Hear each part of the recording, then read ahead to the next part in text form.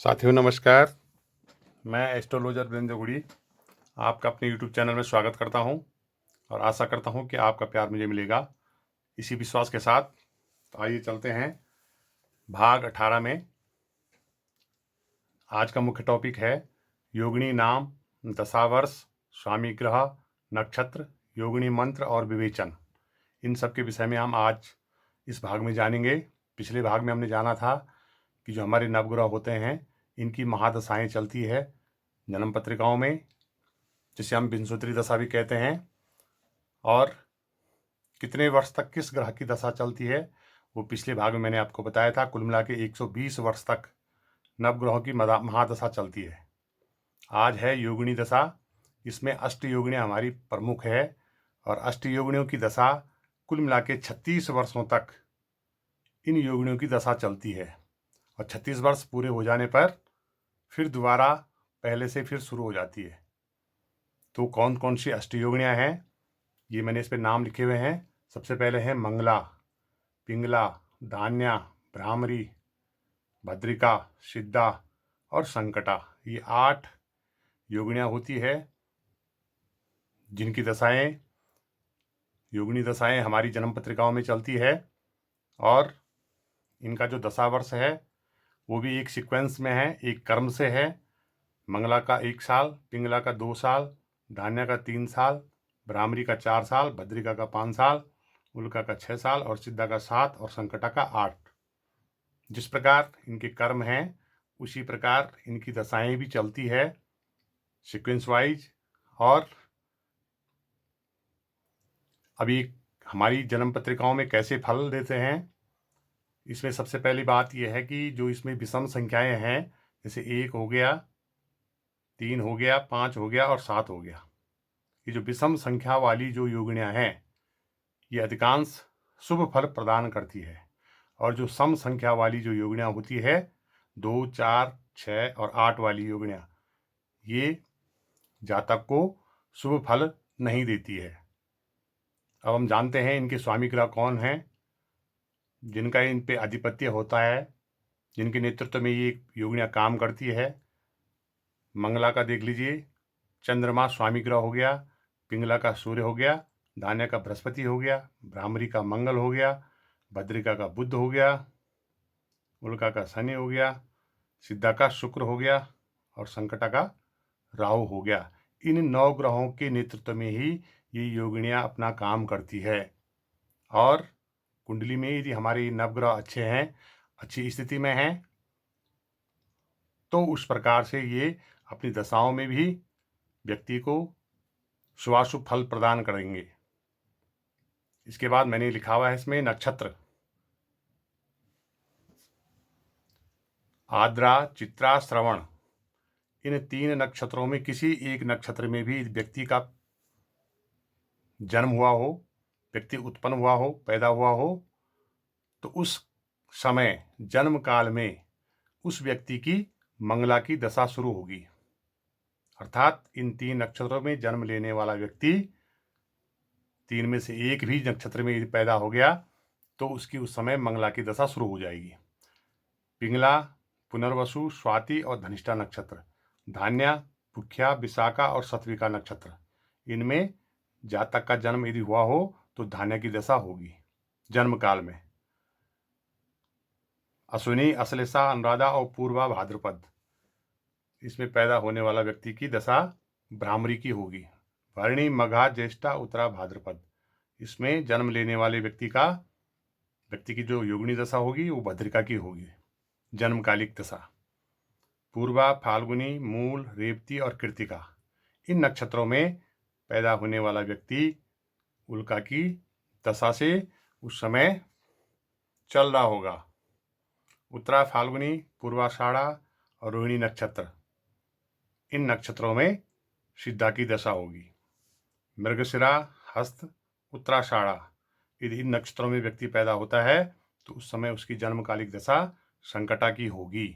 और उसके बाद संकटा के बाद फिर दोबारा पहले से उसकी शुरू होगी। जिस प्रकार से व्यक्ति की जैसे जैसे व्यक्ति की उम्र बढ़ती जाएगी, संकटा के बाद फिर मंगला की, फिर पिंगला की, फिर धान्य, भ्रामरी, भद्रिका, उल्का और सिद्धा, 36 वर्षों के बाद पुनः फिर नए सिरे से ये दशाएं चलती है। आगे मैंने इसमें योगिनियों के मंत्र भी लिखे हुए हैं। यदि जातक की कुंडली में, जातक की जन्म पत्रिका में कोई योगिनी शुभाशुभ फल नहीं दे रही है, अच्छा फल प्रदान नहीं कर रही है, तो हम इन योगिनियों के मंत्रों के द्वारा भी उनको शांत कर सकते हैं, अच्छे फल देने के लिए मजबूर कर सकते हैं। वो मंत्र क्या है? मंगला का है, ओम नमो मंगले मंगलकारिणी मंगलमे करते नमः। पिंगला का है, ओम नमो पिंगले बैरिकारिणी प्रसीद प्रसीद नमस्तुभ्यम। धान्य का हो गया, ओम धान्ये मंगलकारिणी मंगलम मे कुरुते नमः।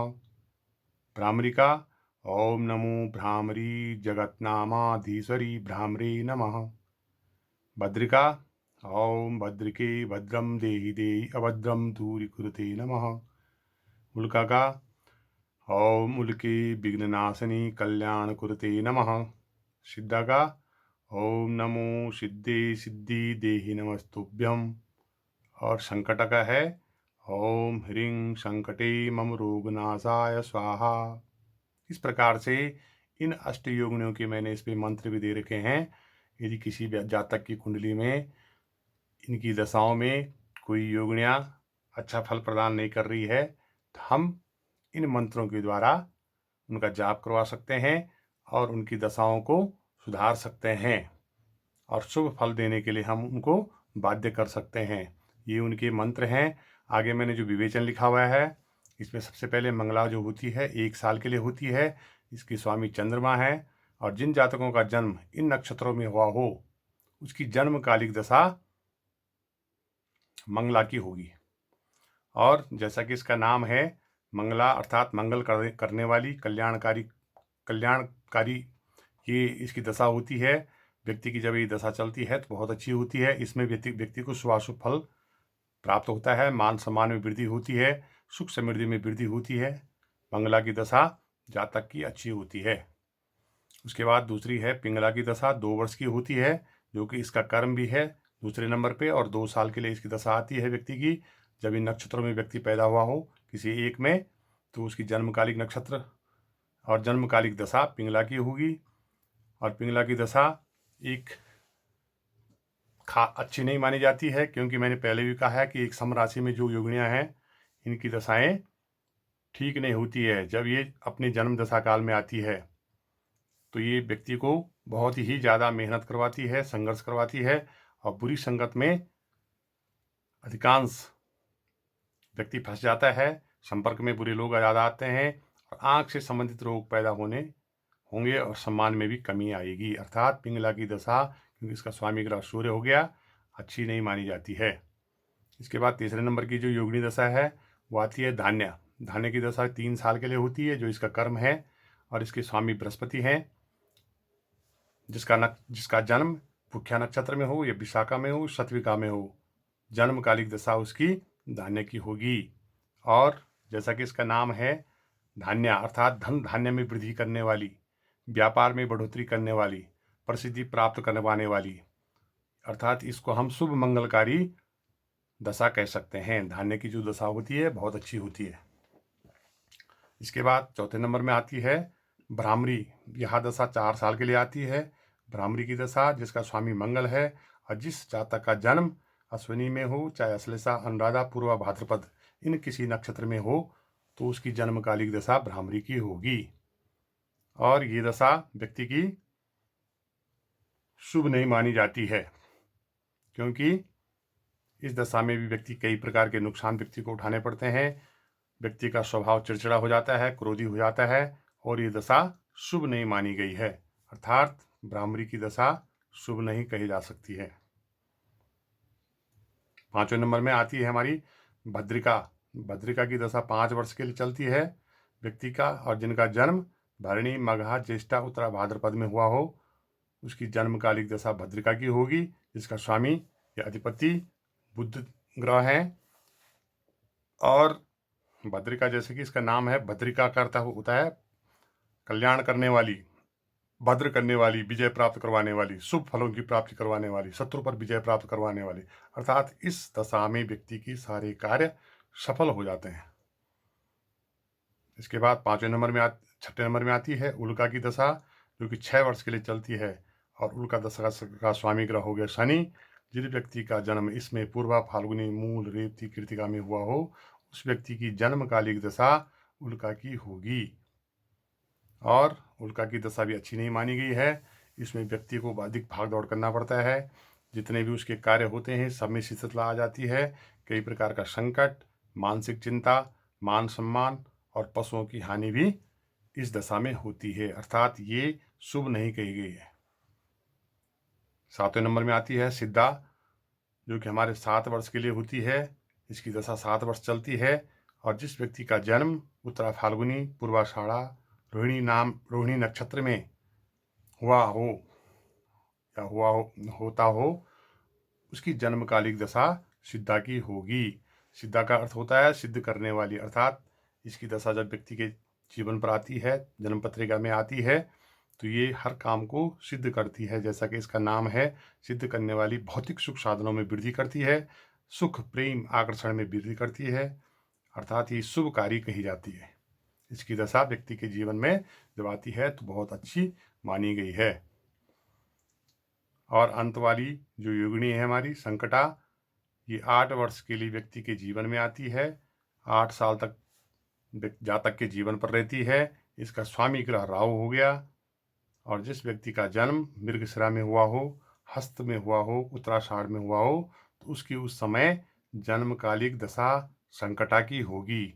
और संकटा बीतने पर 8 साल बीतने के बाद फिर नए सिरे से फिर मंगला की दशा आती है, फिर पिंगला की आती है। इस प्रकार से ये कर्म जीवन में चलता रहता है। तो ये दशा शुभ नहीं कही गई है, क्योंकि इसमें व्यक्ति कई प्रकार के संकटों से घिरा हुआ रहता है। इसकी दशा शुभ नहीं मानी गई है।